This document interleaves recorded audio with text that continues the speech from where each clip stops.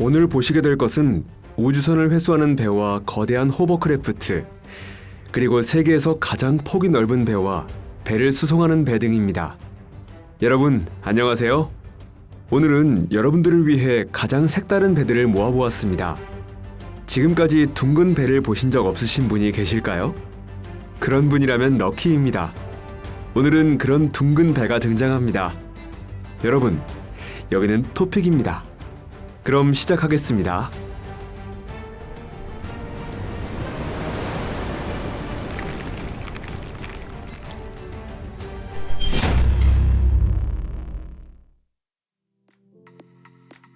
람폼 타이탄.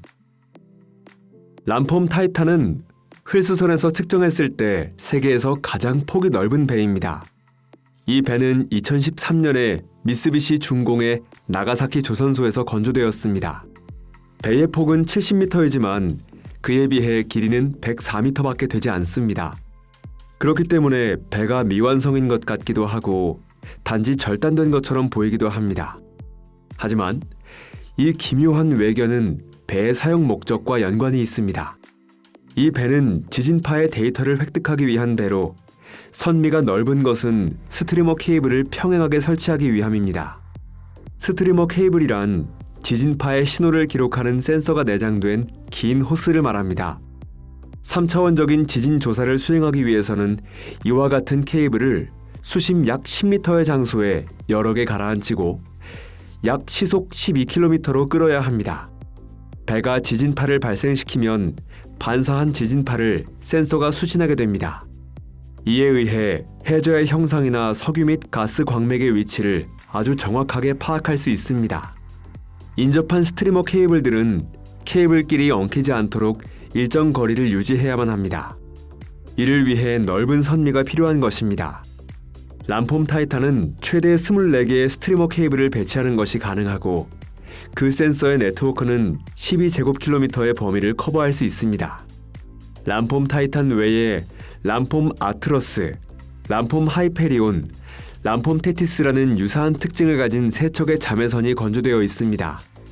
특이한 오각형 선체 덕분에 이러한 배는 거친 날씨에서도 가동되어 아주 정확한 데이터를 얻어낼 수 있습니다. 일론 머스크의 바지선. 지시를 잘 이해해라 호와 위험이 부족하다 호, 그리고 물론 지금도 너를 사랑하고 있어 호. 이런 기묘한 이름의 기묘한 배는 스페이스X의 로켓 제1단의 착륙대로서 매우 중요한 임무를 맡고 있습니다. 이 수상 플랫폼 한 척의 길이는 91m이고 폭은 52m입니다. 이러한 배를 이용하면 발사 비용을 큰 폭으로 줄일 수 있고 로켓 제1단을 빠르게 회수하여 재이용하기 위한 준비를 갖출 수 있습니다. 이 수상 플랫폼이 사용되는 것은 로켓 제1단이 육지에 돌아오기 위한 연료가 부족하여 바다에서 회수될 경우입니다. 이 특수한 배는 발사 중에 단지 바다에 떠 있을 뿐 아니라 하강해 오는 제1단의 궤도에 맞춰 그 위치를 조정합니다. 폭풍 안에서조차 배의 위치 결정은 3m 이내의 오차 안에서 이루어집니다. 하지만 가장 중요한 점은 사람에게 위험이 미치지 않는다는 것입니다. 왜냐하면 세 개의 수상 플랫폼은 모두 착륙 지점에서 멀리 떨어진 배에서 원격으로 조작되기 때문입니다. 정말 이렇게 되어야 하긴 하는데, 왜냐하면 수상 플랫폼의 역사 중에 제1단이 플랫폼 위에서 폭발하며 실패한 사례가 있기 때문입니다. 기름 회수선. 보트샌드급 기름 회수선 738형은 독일 해군의 아주 희귀한 배입니다. 정확히는 보트샌드와 에버샌드라는 유사한 배가 두 척 건조되어 있습니다. 한 번 본 것만으로는 그 특이한 점을 그다지 알 수 없지만 배가 사고 현장에 도착하면 그 내부의 정체가 모두 밝혀집니다. 그것은 바로 배 자체가 접는 나이프처럼 열리게 되는 것입니다. 두 개의 선체가 65도 각도로 양쪽으로 열리면서 기름으로 오염된 물을 빠르게 흡수할 수 있습니다. 이 물과 기름의 혼합물이 해수면에 모이면 펌프를 이용해 배 안으로 보내줍니다. 그곳에서 물과 기름으로 분해되고 물은 다시 바다에 배출됩니다. 이 배는 1시간에 최대 140제곱미터의 해수면을 청소할 수 있습니다. 정말 신기하면서도 도움이 되는 배라고 생각하지 않으시나요? 부밍 비버. 미국 해군이라고 하면 거대한 항공모함이 바로 생각납니다. 만약 다른 것을 떠올리신 분이 있다면 댓글로 알려주시길 바랍니다. 하지만 항공모함이 믿을 수 없을 정도로 큰 배라는 것은 부정하기 힘들겠죠. 압도적인 전투력을 가진 항공모함은 모든 항공모함들의 기함입니다. 하지만 미국 해군에는 작으면서도 항공모함에 지지 않을 정도로 멋진 배가 있습니다. 부밍 비버는 불과 6m의 전장을 가진 작은 배입니다. 원래 이 배는 산림업에서 나무를 벌채하거나 반출할 때 통나무를 물에서 끌어올리기 위해 설계된 것입니다.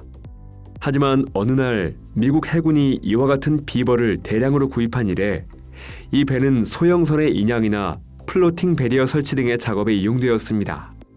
대형선이 전투 임무를 위해 출발할 때는 부밍 비버가 게이트를 열거나 닫고 있습니다. 아렌달 스피릿. 우리들은 선두와 선미가 있는 배에 익숙해져 있습니다. 그런 멋진 배가 산뜻하게 파도를 가르며 앞으로 힘차게 나아가는 모습을 보면 그 속도와 아름다움에 압도됩니다. 하지만 아렌달 스피릿은 전혀 다른 종류의 배입니다. 이 배는 둥글고 볼품이 없으며 배라기보다는 마치 무언가 불가사의한 방법으로 배의 크기까지 성장한 냄비처럼 보입니다. 이 뜨는 냄비의 선체 직경은 60m이고 갑판의 크기는 66m입니다.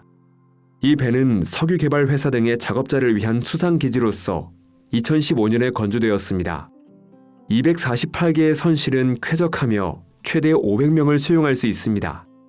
선실에는 창문, 욕실, TV, 전화와 인터넷이 완비되어 있어 좋은 호텔과 대체로 비슷한 느낌입니다. 또한 선내에는 식당, 카페, 체육관, 영화관, 오피스, 회의실, 라운지 등 해상에서 쾌적하게 살기 위해 필요한 것들이 모두 갖추어져 있습니다.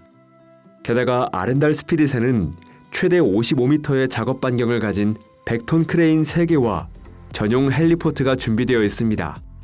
그런데 이 배는 왜 둥근 형태인 걸까요? 설계자에 의하면 이 형상 덕분에 배의 안전성이 높아지고 흔들림에 의한 영향이 줄기 때문에 뱃멀미를 방지할 수 있다고 합니다. 덧붙여 아렌달 스피릿은 시속 13km까지 가속할 수 있습니다. 이렇게 기묘한 배치고는 꽤 괜찮은 속도입니다. 보카 벵가드.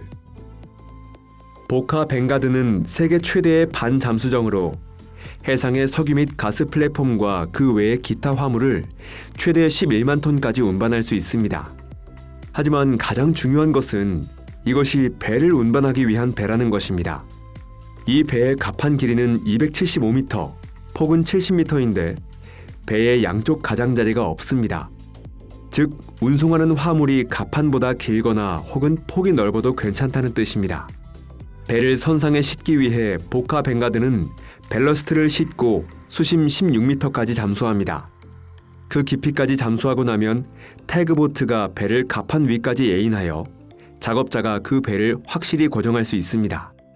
그 후 밸러스트 탱크로부터 물이 배출되어 갑판이 상승하고 보카 벵가드가 항로를 따라 전진합니다.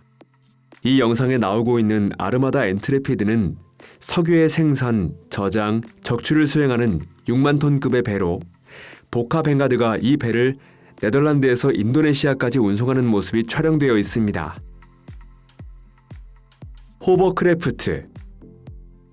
지금으로부터 70년 전에 영국인 크리스토퍼 코크렐은 통조림 캔 2개와 청소기를 사용하여 공기의 흐름만으로 공중에 뜰 수 있는 신기한 장치를 만들어냈습니다. 코크렐은 그 모습에 매우 감명을 받아 선박의 대형 모형 제작에 착수했습니다. 그 배는 물에 띄우는 것이 아니라 물 위를 비행하는 배로 필요하다면 공중을 날 수 있게 되어 있습니다. 호버크래프트는 코크렐의 가장 중요한 발명품이며 새로운 운송수단이 되었습니다. 특허 취득으로부터 불과 4년 후인 1959년에 호버크래프트의 시험 운항이 시행되었고 이 배는 영국과 프랑스 해협을 불과 20분 만에 횡단하였습니다. 그로부터 10년도 지나지 않아 영국과 프랑스 해협을 건너는 호버크래프트의 민간 정기 운항은 당연한 일이 되었습니다. 여객 운항업계에서 가장 유명한 기업 중 하나였던 것이 호버 스피드사로 이 회사는 무려 7척의 대형 호버크래프트를 보유하고 있었습니다. 그 중에는 당시 세계 최대의 호버크래프트인 마운트 배튼 클래스도 포함되어 있는데 그 여객의 정원은 254명에 30대의 자동차를 적재할 수 있었습니다.